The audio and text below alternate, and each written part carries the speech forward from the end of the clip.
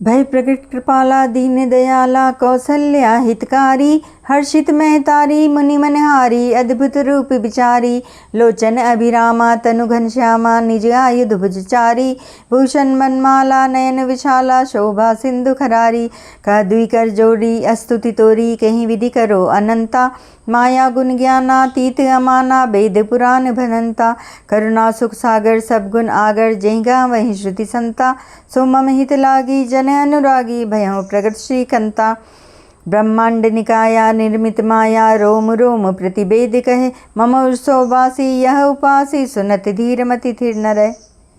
उपजा जब ज्ञाना प्रभु मुस्काना, चरित बहुत विधि किन्न चहे, कही कथा सुहाई मात बुझाई, जही प्रकार सुत प्रेम लहे, माता पुनि बोली सोमति डोली, तजहु तात यह रूपा, कीजे शिशुलीला अति प्रियशीला, यह सुख परम अनूपा, सुनि बचन सुनाना रोदन ठाना, होई बालक सुरभूपा, यह चरित जगावहीं हरिपद पावहीं, तेन परहीं भवकूपा, विप्रधेनु सुर संत हित लिन्न मनुज अवतार, निज इच्छा निर्मित तनु माया गुण गोपार, लखन सिया राम चंद्र पद जय शरणम सिया राम।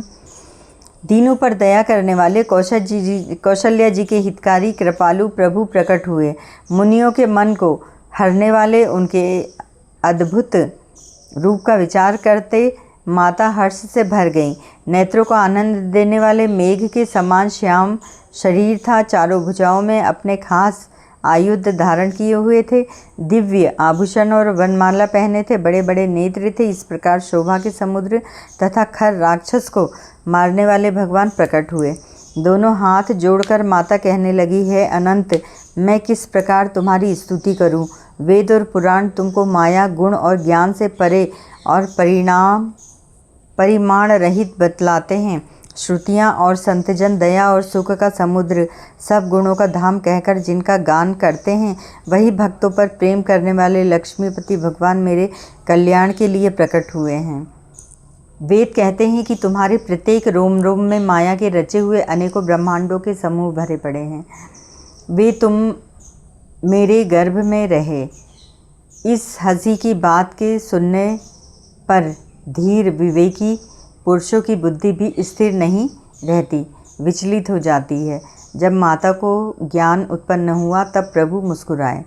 वे बहुत प्रकार के चरित्र करना चाहते हैं, अतः उन्होंने पूर्व जन्म की सुंदर कथा कहकर माता को समझाया,